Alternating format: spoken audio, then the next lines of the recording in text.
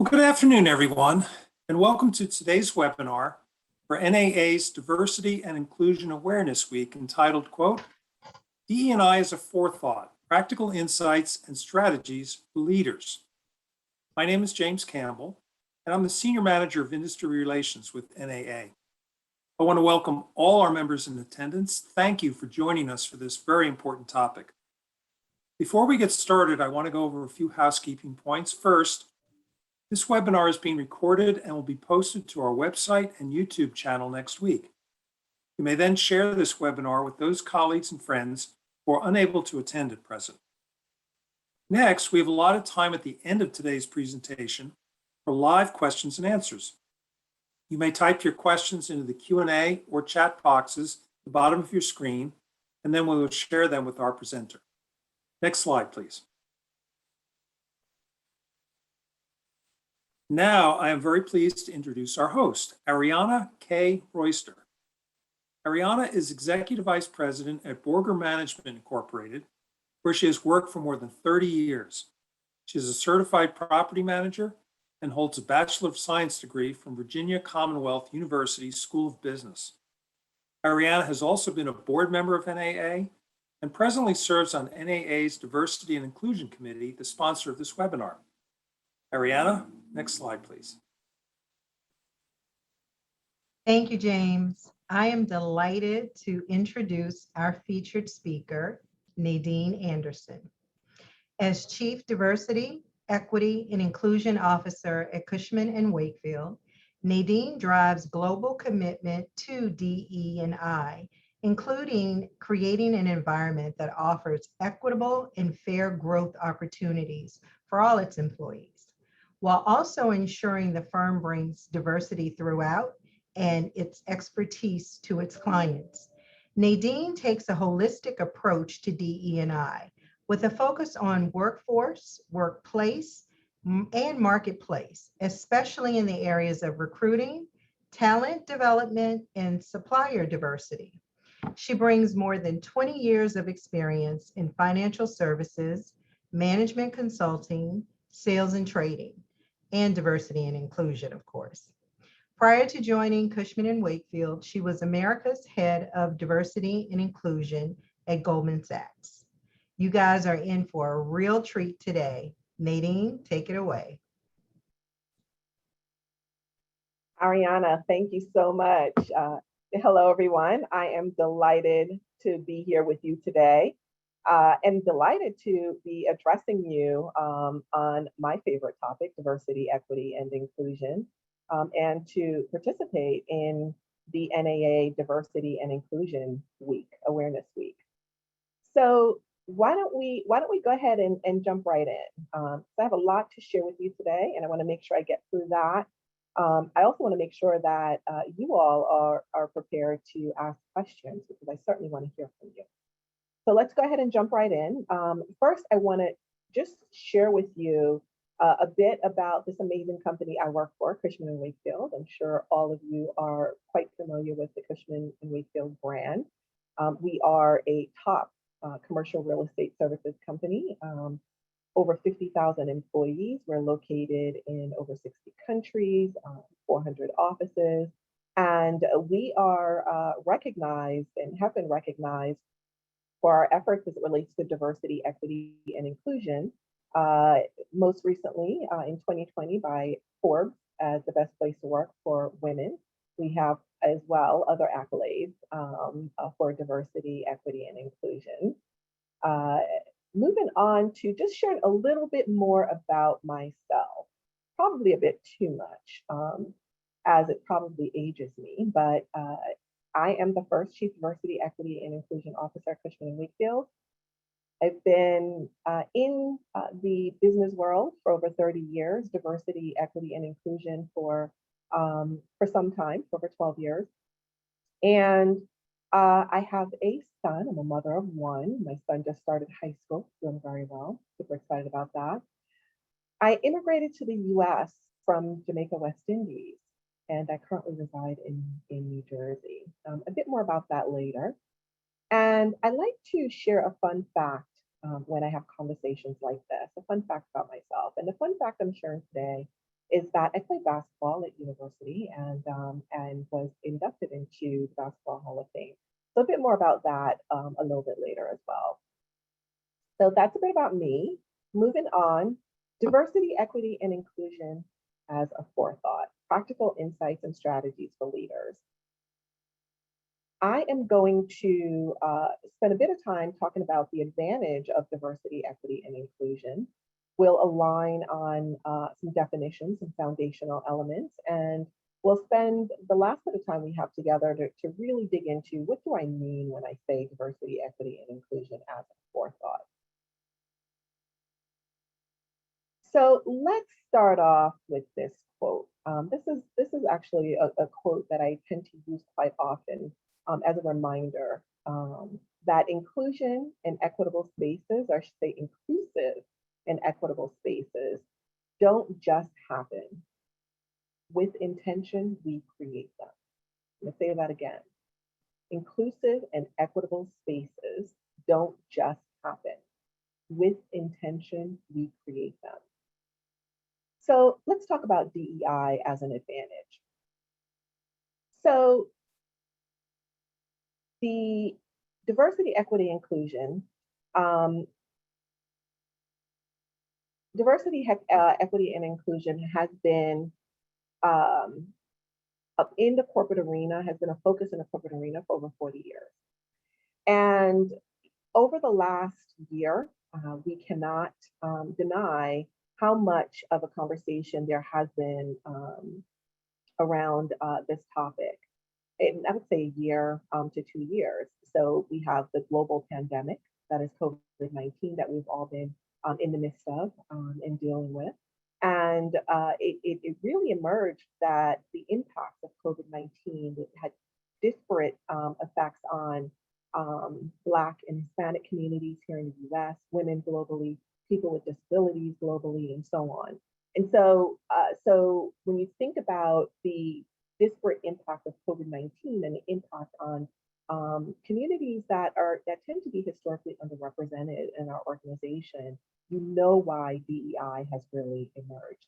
I have to talk about the race crisis as well with the murder of George Floyd and how that's not just sparked conversation, but action from many of our organizations. But, you know, when we continue to look at the effects of over the last, going on 2 years, one of the things that's really emerged that many publications and organizations have been grappling with is the Great Resignation. So what's the Great Resignation? Forbes magazine calls it a workers' revolution, an uprising against bad bosses and tone-deaf companies. Fast Company calls it the Great Reprioritization.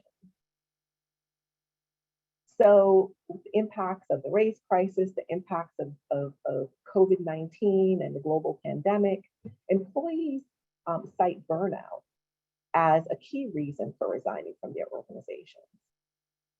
Flexibility stood out as well.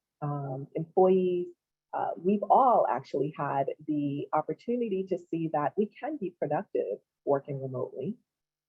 And organizations like Cushman and Wakefield, like your organization, as you're considering and making plans to return to work or to return to the office, you're thinking about what does flexibility mean in this new world that we're living in. Can't say post-pandemic because we're not post-pandemic yet, but what does flexibility mean? Well, employees are asking themselves that question as well. And so many have left their organizations without a job. And when we think about the implications of that to our organizations, turnover in a normal year is over 160, cost organizations, companies, over $160 billion. $160 billion. What's the cost to our organization, yours and mine? And what will the cost be with this Great Resignation where employees are resigning more than ever before? And what role does diversity, equity, and inclusion play in this?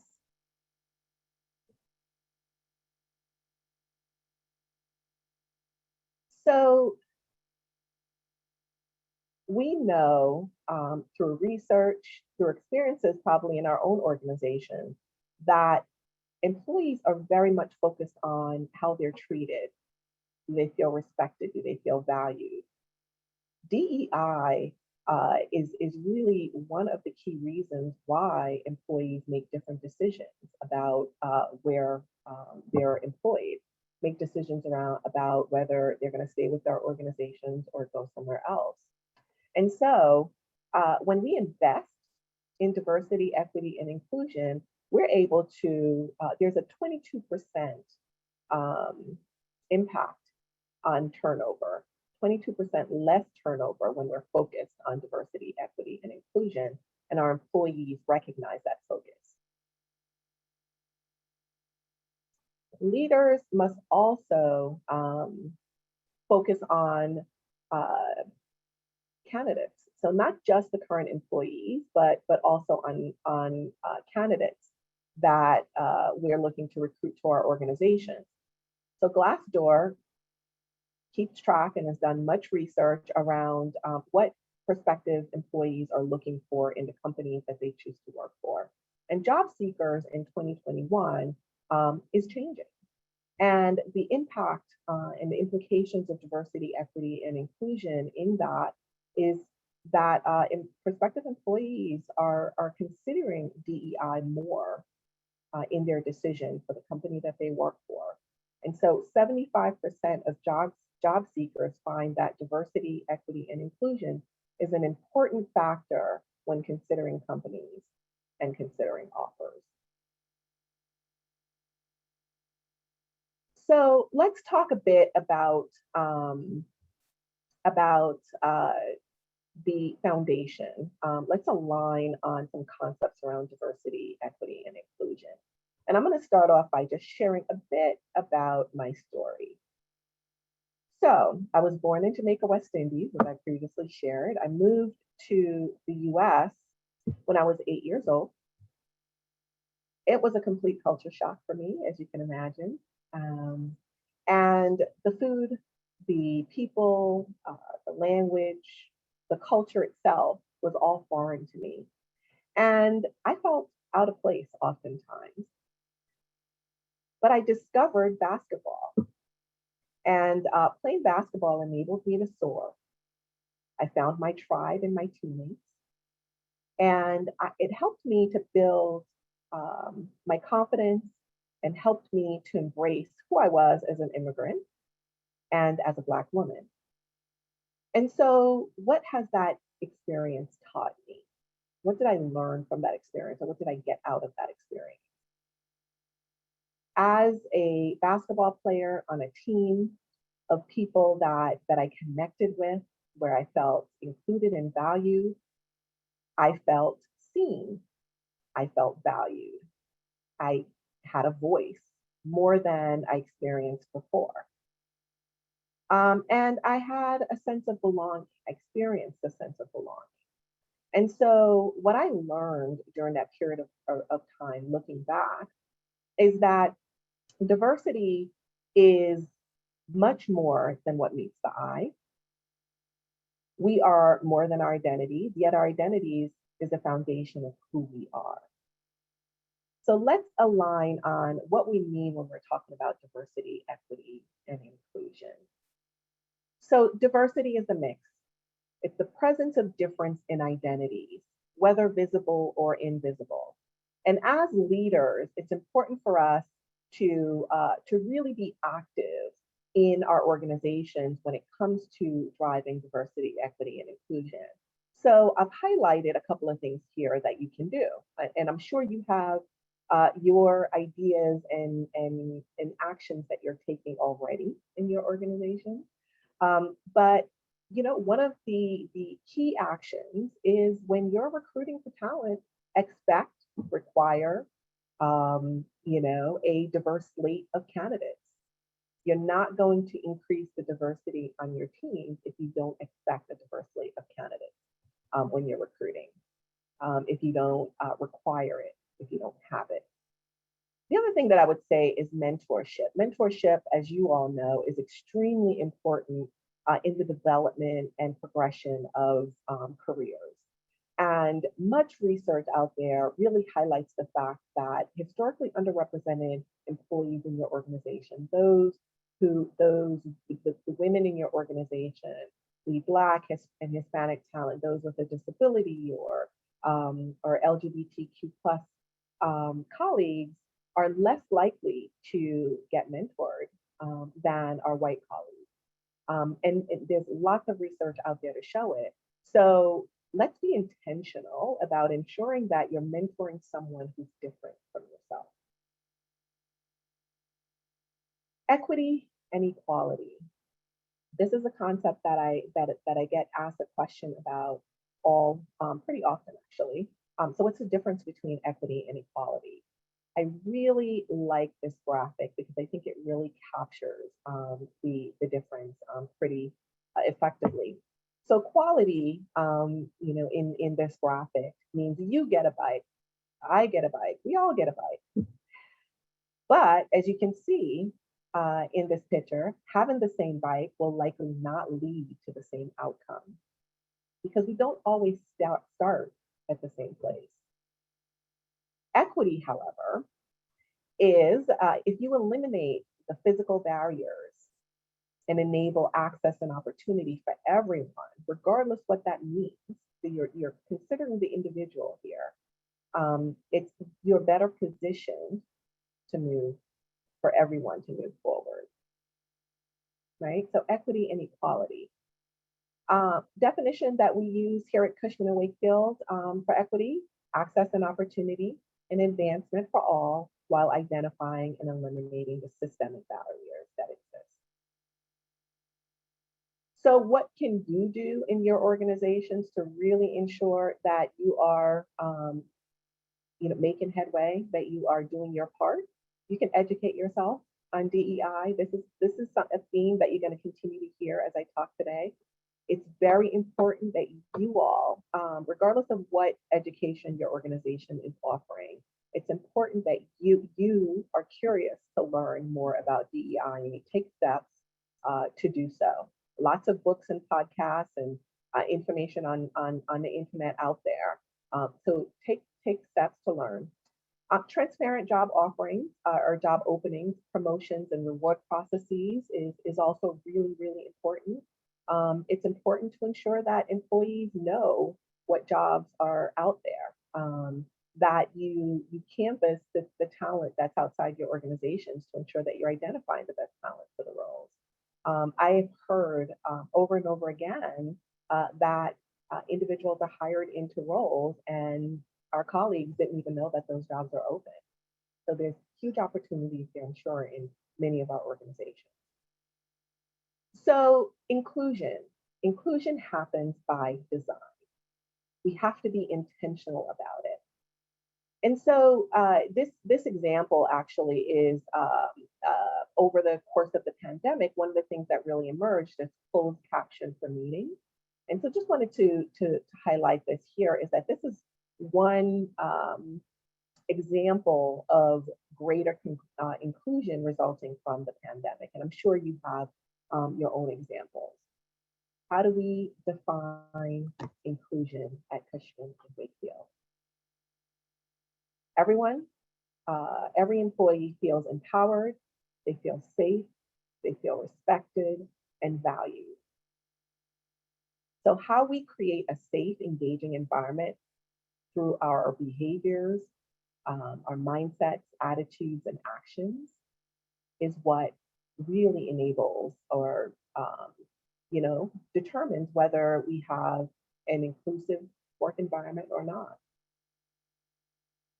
So we can make an active effort to connect with our employees authentically and on a personal level. That's an action that you can take. Be really intentional to get to know your employees. And as it relates to meetings, this is one that I don't think we often think about, but we can really help to create a more inclusive environment by how we conduct our meetings.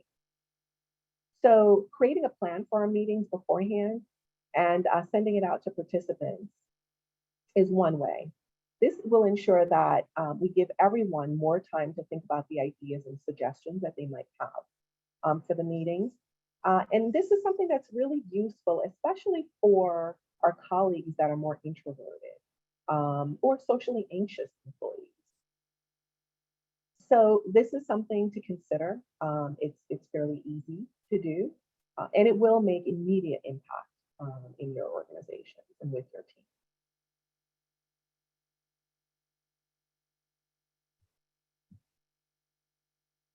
The diversity, equity, and inclusion leadership lens. The DEI leadership lens is threefold. It's personal, it's team or organization, and candidates. And effective leaders cannot just stop at their own lens. They have to consider their teams and organizations at large, and they have to consider the talent pipeline, the candidates who will apply for jobs at their organizations within their team. And so these are some questions to really ask yourself, as you consider what your leadership lens is. So on a personal level, what has shaped the way you see the world? So I shared my story early on, and I shared that I was born in Jamaica, West Indies. I'm an immigrant to the US. I played basketball, heavy team sport. And there's lots in between there. But all of those experiences has really helped to shape my leadership lens.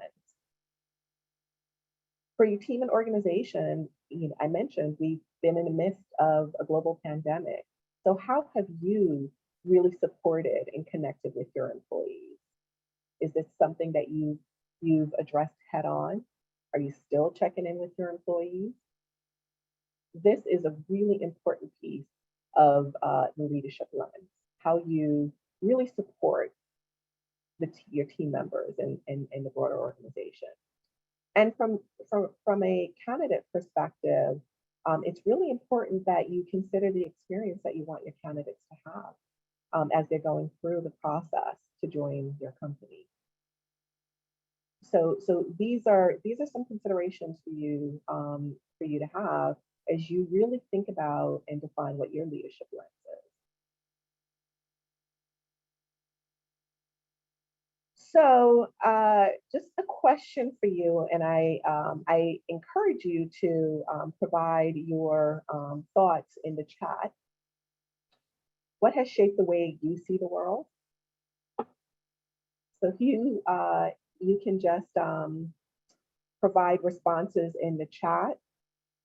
Would really love to hear from you on the question as to what has shaped your experiences.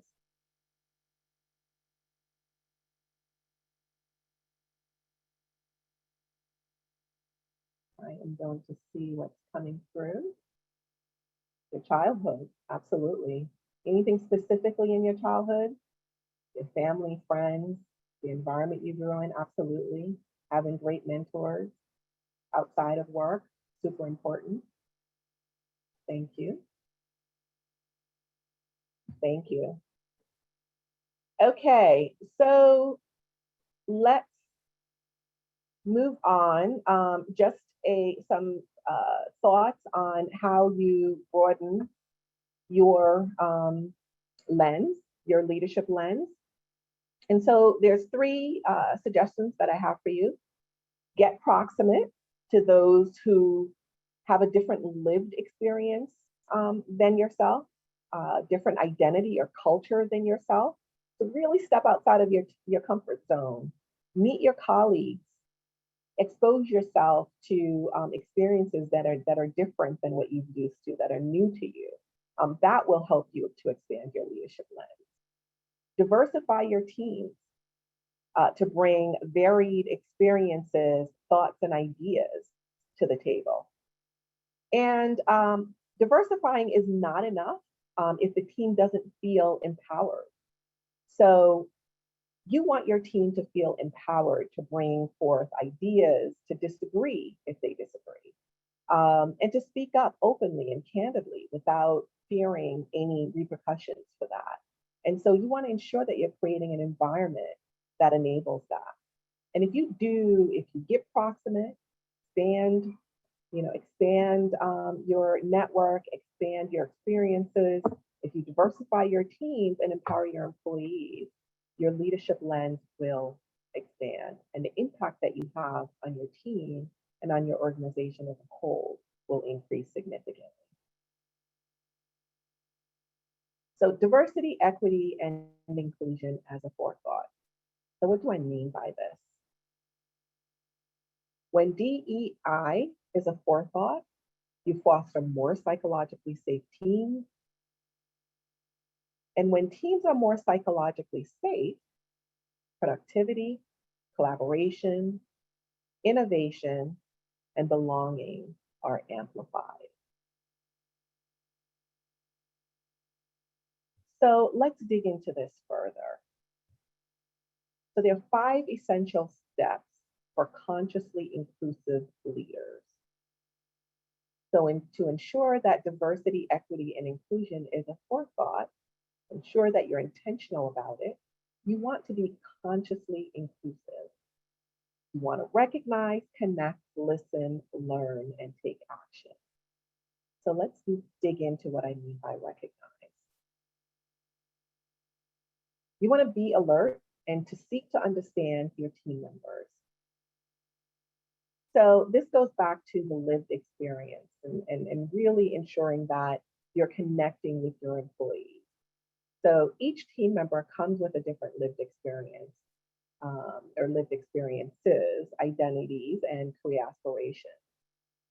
And so it's really important to ensure that you connect to that and that you're mindful and conscious of how you're interacting with your team and how you're making decisions around who gets the projects, who gets aligned to projects, who's leading on a presentation that is highly visible in the organization, who gets the development opportunities that you have on your team. You want to ensure that you are thinking broadly and you're inclusive of your whole team and you're not always tapping the same people. You want to connect. Connection is so important as leaders and as leaders who really want to progress and make an impact as it relates to diversity, equity, and inclusion. Conscious leaders seek to build bridges and foster opportunity within their teams. And so this goes back to the point that I made earlier, the question that I asked you. How have you been connecting with your employees in the midst of the global pandemic? As things are happening in society, are you mindful of what the impact of on your team might be, on your team members might be? I must tell you that I've had leaders say to me, well, if it happens out there in society, it really needs to stay there. It's not my job to really focus on that in the walls of our organization. And what I say to that is that what happens outside doesn't stay outside. Our employees don't leave the impact of what might be happening in the world around us at the door when they join our organization, when they step into work the next day or the same day. And we have to be mindful of that. And we have to ensure that we are connecting with our employees in that way. And so the racial injustice, the global pandemic that we've been in the midst of, the lack, employees have cited that they felt a lack of support and a lack of belonging within their organization. And that has a lot to do with the fact that some employees feel that they have not heard from their leaders. They have not heard from their organization. The plight that they might be experiencing has not been acknowledged enough or at all.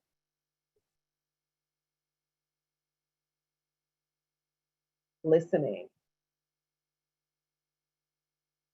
Listening is an essential skill of conscious leaders. It provides an opportunity to build awareness and understanding, all the things that we are quite aware of when it comes to listening, because we don't want to be in a situation or in a conversation where we feel like we're not being listened to or we're not heard. So listening is an essential skill of a conscious leader. And so it's important that we really pulse check our employees to see how they're doing. And in the midst of COVID-19 and our organizations really making the decisions around remote work, hybrid work, return to work, it's important that we check in with our employees and ensure that we understand what their situation is, that we listen to them, and what we hear from them doesn't just stay with us hearing what they're saying, that it leads to action. And so that's one thing that I really want to point out that I think is essential for us in the moment that we're in now. The other thing that I want to highlight, actually, that's emerging around listening and actually retaining our employees are state interviews. Not sure how many of you have heard of state interviews, but it's something that's really emerging as a way for us to really connect with our employees, employees that we want to retain in the organization, really connecting with them, getting an understanding of their experience, understanding how they're doing in their roles, getting feedback from them, and again, actioning what we hear. These state interviews can be really essential to let employees know that they are valued, that we value them, that we want to retain them with the organization, and that we want to continuously evolve our organization. And their feedback is essential in helping us to do that. Learn. We cannot do enough of this. One of the things that I say at Cushman and Wakefield quite often is that the work of diversity, equity, and inclusion does not just rest with the diversity, equity, and inclusion team. It doesn't just rest with me. It doesn't just rest with the senior leaders in the organization. It's incumbent upon all of us. So it really is important that we learn, and we continuously learn, and we seek information, and we expand our knowledge on DEI matters.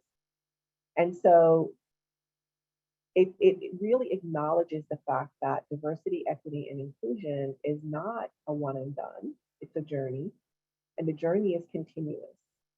And so for us to continuously make progress, keep our finger on the pulse in what's happening in the world and where we should focus and what our employees need and what our organizations need, we have to ensure that we're continuously learning.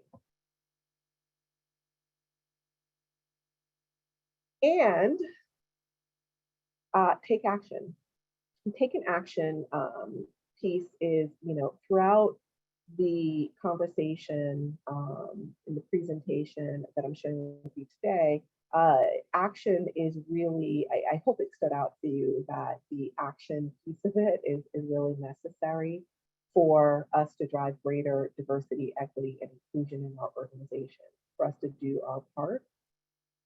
And so it's important that you take action within your organization. Again, this doesn't just rest with your DEI team, if you have one in your organization. It really is incumbent upon each of us, especially as leaders, to do our part. And so what are you doing within your organizations to support the advancement of diversity, equity, and inclusion? That's a question that you should ask yourself, and you should have lots of responses and things that you can cite that you're doing. With that said, I want to take us back to the quote that I shared at the start of our conversation, which is, inclusive and equitable spaces don't just happen, With intention, we create them. I'll say it again. Inclusive and equitable spaces don't just happen. With intention, we create them. So that's what I wanted to share with you. That's what I wanted to share with you today. I wanted to ensure that I shared with you what I meant by DEI as a forethought, that it really requires us to be intentional with our actions. That it requires us to listen and learn and continuously learn and take action. With that said, I certainly want to hear from you and the questions that you have. I've left plenty of time for questions.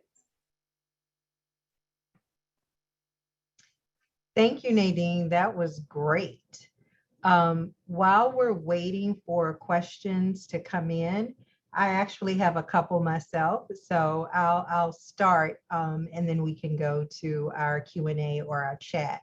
So if you do have questions for Nadine, please feel free to put them in our Q&A or our chat. And I see one coming in, so I'll hold my question. Can you recommend podcasts or books, excuse me, or blogs that can educate? Yes, and actually, I will need to provide that as a follow-up because I do not have my list here. But I could tell you the book that I am currently reading is Democracy in Black by Dr. Eddie Glaude. Really interesting book that I think gives you a good sense as to just gives you a different perspective on the Black community here in the U.S. Trying to think of some other books that I've read recently. But we do have a list of resources that I share internally with employees at Cushman that I can actually share here. That includes different pods and blogs and so on that you can tap into. Thank you. We have another question. I have a lot of hesitancy on stay interviews from leaders.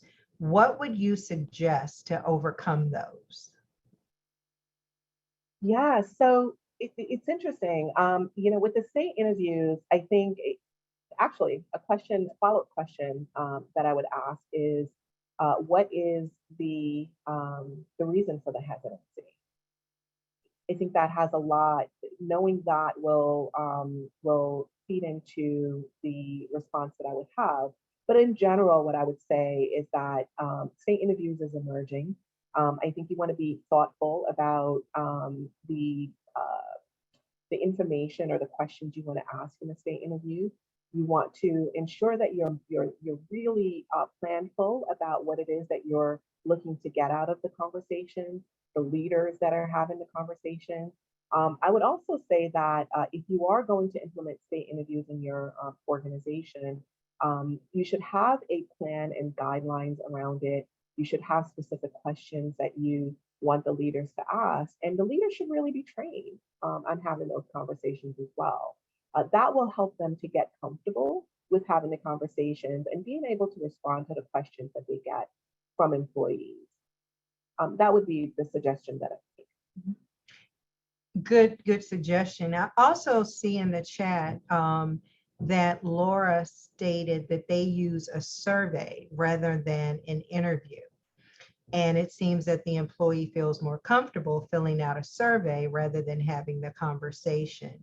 The supervisor can then use the review. The supervisor can review the survey, and then they have time to think about discussion, which I think a survey is a great idea as well. What do you think? That's a great idea. I think that's a great idea. And I do think that, depending on the organization, depending on the organizational culture, a survey may work better. Some organizations may be surveyed out, and another survey may not be taken so well by employees. And so I think you really have to decide what makes sense for your organization. But I think a survey, absolutely. Okay.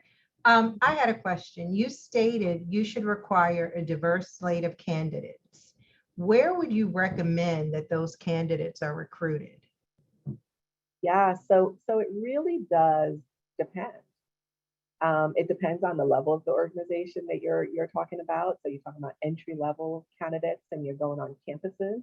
If you're going on college campuses to recruit candidates, take a look at the universities and colleges that you're going to. It's not just historically Black colleges and universities that you go to find talent who are Black, right? You can go to any university for that. I'm a big proponent of course, the historical Black colleges and universities. But regardless what college or university you're going to, you want to be intentional about tapping into the diverse student groups on campus. You want to ensure that those who are applying for your roles, those who are coming to the events that you might be hosting on campus or hosting virtually, that you get a diverse mix of candidates, and you really want to be targeted about that. So that's really at the entry level. When it comes to more experienced candidates, if you're using a search firm, you want to ensure that the search firm is bringing you a diverse slate of candidates. I think it's really easy for us to say to the firms that we're working with that you expect that X percentage of your the candidate slates that they're bringing to you is diverse, right? 30%, 50% or more is diverse, all right? And that's a basic expectation. You can partner with organizations to tap into diverse candidates, a diverse mix of candidates for roles. So whether it's Project REAP or on the commercial real estate side, or Out and Equal for LGBTQ plus professionals, or National Black MBA for Black professionals, or Alpha, which is specifically focused on Hispanic professionals. So there's many different strategies that you can take. And really the theme here is you want to be targeted, you want to be intentional, and you want to expect and require a diverse mix of candidates. Thank you. We have another question. How do you respond to the argument that there isn't time to do all of these things for DE&I? What's your response to pushback to those views, to those who view that DEI is just one more thing to do within an organization? Yes, I think this is a very common response across organizations. And what I say to that is that, if you are an effective leader, if you consider yourself a leader, then DEI is something that you do, that you're intentional about, that you make time for. And it really just needs to be part and parcel, right, of everything that you do, decisions that you make. And so it's no longer, I think it once was accepted that leaders put DEI to the side. It's an additional thing to do. It's not an additional thing to do. And so within our organizations, it really has to be the basic expectations of leadership. You are not an effective leader if you don't know how to lead diverse teams, right? You are not an effective leader if you continually, recruit and hire individuals that look like you, or you continually to perpetuate not having a diverse team, or you don't step up and step out, and you're not visible on your global stage or within your organization around championing diversity, equity, and inclusion. So it has to be the basic expectation in the organization that every leader will do their part. Thank you. Do we have any other questions? I don't see any others in the chat box. But while we're waiting, what are some ways that you at Cushman connect with your employees? That was one of the things that you talked about in your presentation, is connecting with your employees to gain a greater understanding of diversity, equity, and inclusion. Absolutely. One of the best ways that we've found is through our employee resource groups. Our employee resource groups are very active, very vocal. One of my focuses coming into the organization was really to really support and bolster the employee resource groups that we have in the organization. And so they host events that really engages our senior leaders, that connects senior leaders with employees. To give you an example of a really effective event that we had was return to work. We made the decision that we were moving to return to work, and made some decisions around that, sent out communication around it. And our employee resource groups collaborated on hosting an event where our head of HR, Holly Tyson, and our CEO of the Americas, and other leaders participated in an event to really talk to employees around the whys and the expectations around return to work. I think the powerful part of that conversation was hearing from our employees, hearing the questions that they had, the concerns that they had, and ensuring that they got the clarity that they needed, around that decision. And so that's just to give you an example. Our employee resource groups are a hugely important way to connect with our employees. We also just encourage managers to host skip level meetings, so they're connecting with employees that may not be direct reports to them, to have impromptu or social connections with employees. So our leaders have been really creative in doing that virtually over Teams. But once we go back to work, there'll be more ways to do that in person. I shouldn't say once we go back to work, because we're at work once we are back in person. Absolutely. We get a lot of work done virtually now, don't we? I don't see any other questions in the chat. We've got probably about 2 more minutes if anyone wanted to ask a question before we turn this back over to James. Just thinking about your presentation, you talked about how mentorship was important. Talk to us a little bit about how do you ask for a mentor? How you see someone, and you're like, wow, they're a great industry leader. They're probably too busy. How would I go about asking someone to mentor me? Yes, it's interesting. I think that I get that question quite often in terms of what's the best way to get a formal mentor.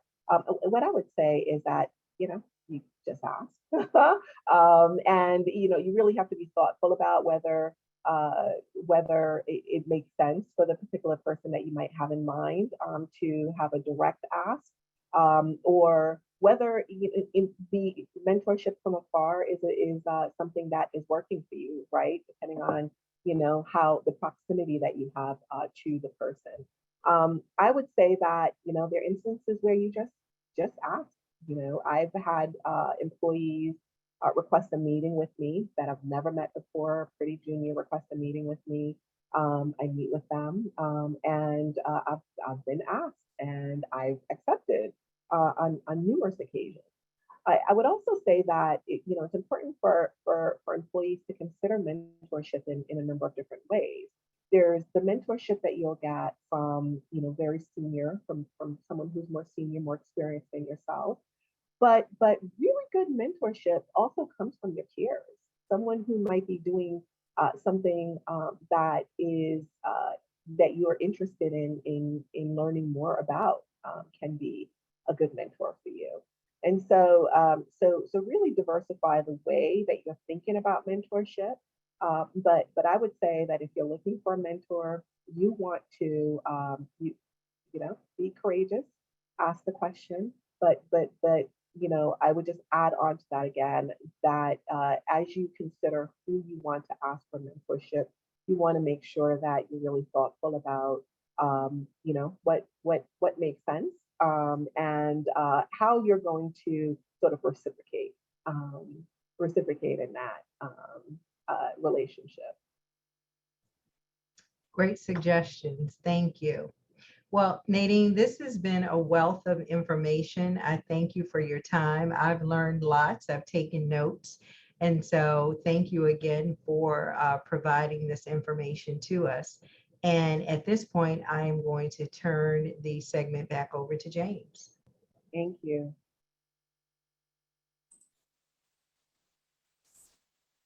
Well, I want to thank you both, Nadine and Ariana. That was wonderful and much appreciated by our pretty sizable audience. So thanks to you both. So next slide, please. Or I'm sorry. Yes, the next slide. Actually, the prior one would be helpful. Uh,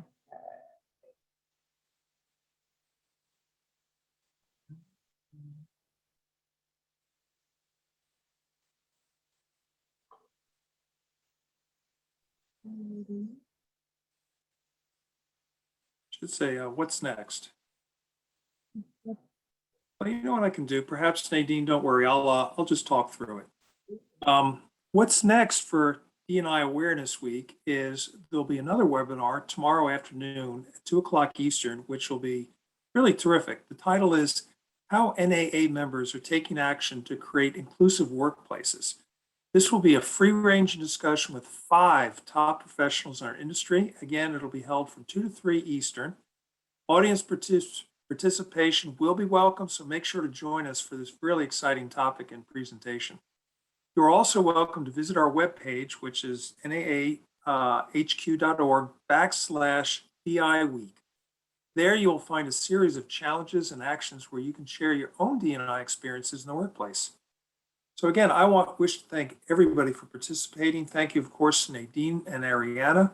Thank you to our audience. We value your membership and appreciate your attendance. Have a great afternoon. And to you, Nadine and Ariana, last thank you on your side as well.